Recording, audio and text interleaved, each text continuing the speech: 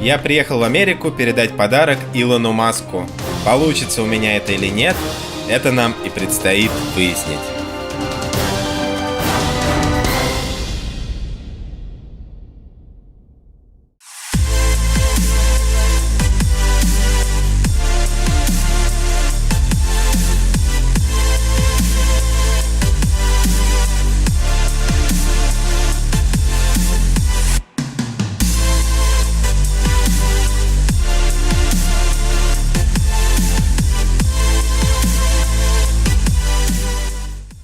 Основное на этом скрине, на этом экране, из живых кнопок кнопка аварийки, две кнопочки на руле, крутилочки, они крутятся вверх-вниз и влево-вправо. Вот, управление, то есть, ну, условно, включение передачи, то есть и драйв, нейтраль, назад и автопилот. Это кнопка парковки. Слева автопилот самый нижний. Просто драйв также нажимаешь и все. Все остальное управление как бы здесь. Основные настройки здесь. Машинку нажимаем. Поверняется меню, где можно какие-то быстрые там отрегулировать рулевое колесо по себе, если надо. Левой кнопкой крути вверх-вниз. Ого, это круто. То есть можешь, как тебе надо настроить. Зеркала настроить. Здесь левое зеркало можешь настроить, здесь правое зеркало настроить. В режиме сервис можно включить режим буксировки, регулировка фар, в сервисный режим стеклоочистителя, он поднимает их, чтобы можно было заменить. Также почитать инструкцию, если вдруг с чего. Режим драйвинг. Здесь у нас можно выбрать, как она реагирует на педаль нажатия, как оно вообще будет, рулевое управление, рекуперация батареи. Это режим, когда ты отпустил тормоз, и она начала катиться, как на простой машине автоматически. Если выключен, то она будет стоять, пока не нажмешь на педаль. Автопилот, настройки автопилота, дисплей. Здесь режим ночь-день. Здесь можно камеру также включить, открытие переднего багажника, заднего багажника, индикация открытия дверей, открыть ChargePort, когда он открывается, сразу показывает уровень заряда. Уровень заряда, да. И когда машина заряжается, тоже показывает. Что еще? Здесь громкость, подогревы, климат-контроль, опять подогрев сидений, музыка, ну и какие-то еще тут. Здесь такая фишка есть, вот такие бардачок. Глубокий. Да, он достаточно глубокий. То есть здесь вообще вот так открывается. Сюда вообще можно что-то спрятать большое. Если вот так вот мучить его, он тебе напишет. Аккуратней будет, не надо тыкать. Да, то есть надо просто так взять, оп, и он закроется. И вот это также так слегка, оп, и он закроется. Не надо мучить его. Можно около камина посидеть. Полезная функция, слушай. Я тоже думаю, полезная. С музычкой такой еще. Просто посидеть. Аудио хорошее. Да, музыка здесь достаточно неплохая. Здесь в дверях, здесь. Сабвуфер в багажнике. Так, что включи Марс. Еще? Марс? Да. Марс. Что это? Он показывает место, Google Maps показывает тебе карту. Вот так вот. Карту Марса? Карту Марса, да. То есть вот она твоя машина, вот она твоя машина. Что это? Ну, это марсоход. Марсоход. Да, и ты якобы едешь по Марсу. Ну, Маск не мог без этого. Да. Если вдруг батарейка села, то вот это подковырнуть, и там два проводочка. Там два проводочка, плюс-минус, и откроется багажник. То есть надо иметь в виду, что сильно ничего дорогого в передний багажник класть не надо. Потому что, в принципе, любой может подковырнуть, открыть багажник. Открыть багажник. Ты сейчас просто секрет раскрыл. Нет, это не секрет, это написано в инструкции. Это предупреждение. Это предупреждение просто, да. Потому что батарея 12-вольтовая находится вот здесь вот. То есть...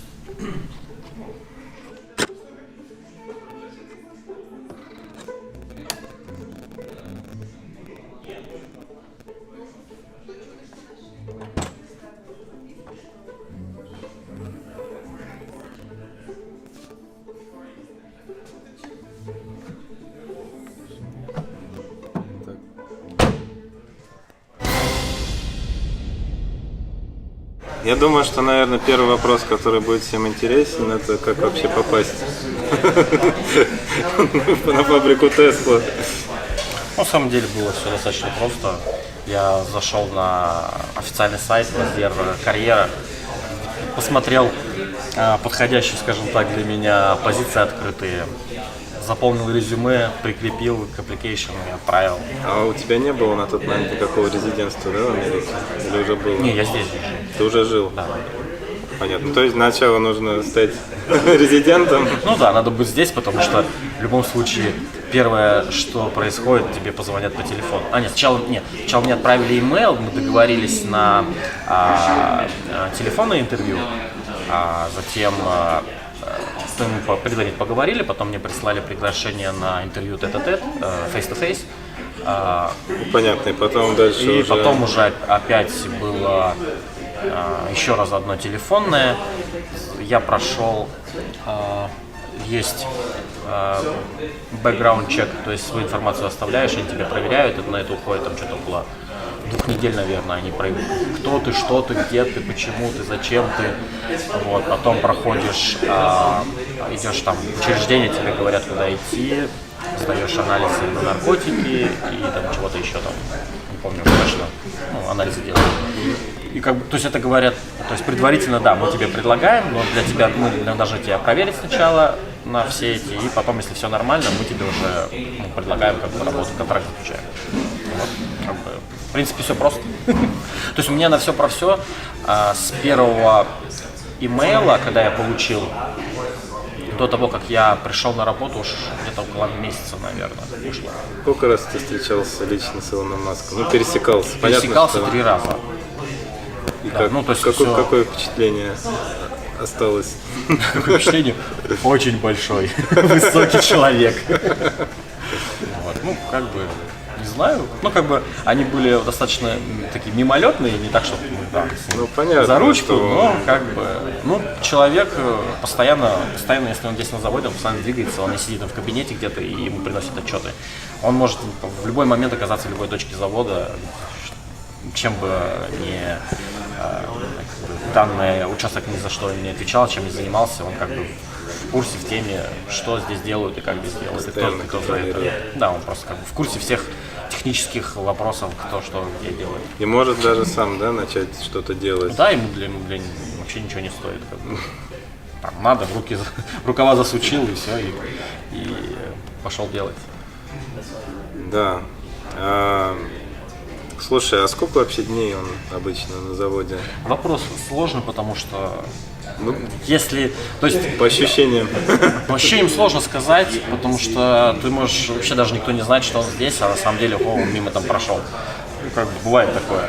Но то, что я где-то читал, где-то видел, что вроде вот он там понедельник, вторник, он там-то, среда, четверг, Да, он это там-то. где-то мелькало такое. Да, я тоже читал такую информацию, но на самом деле она не совсем, я думаю, не всегда применима. То есть какой-то у него основной график, конечно, есть, но он находится там, где необходимо его присутствие стопроцентное. Понятно. То есть он То есть, может когда находиться идет сколько работа угодно. над Model 3, срочно он запускает, Да, то есть вот нон-стоп здесь, как есть, как это назывался, производственный ад, да, как бы, когда у начала производства у нас было активное, то как бы он и неделю мог здесь находиться безвылазно никуда вообще, вот в коморочке какой-нибудь поспать, и как бы, то есть активно принимал участие во всем процессе наладки производства. У нас были небольшие проблемы с поставками батарей для Model 3 с Reno. Ну, не с Reno, с Невады, да, с Spark, где гигафабрика находится, и он там находился достаточно долгое время. То есть он, как бы, где тонкое место, где нужно его присутствие, он там всегда находится. И, ну, как бы, это не то, что у него там, вот, я 2 часа здесь, и все, извините, у меня другие дела, нет, пока вопрос, как бы, не решится, он будет здесь находиться столько, сколько нужно. Еще про Model 3 расскажи, я слышал, меня впечатлила история про то, как она запускалась и как не поместились на заводе, пришлось срочно пристраивать.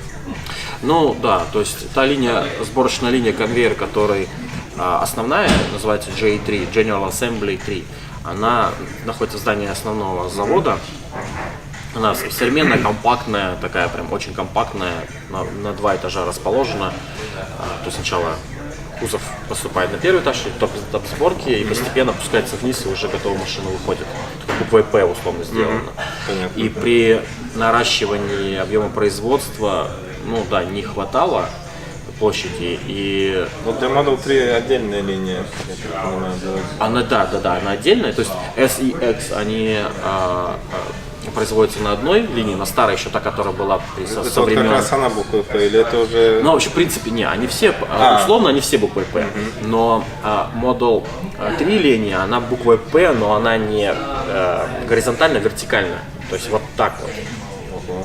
То есть 2-й этаж вниз и 1-й этаж. Ничего Вот себе. так это сделано. И 2 параллельно идут. То есть, Там какой-то лифт.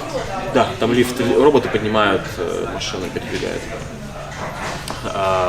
И 2 параллельно линии идут.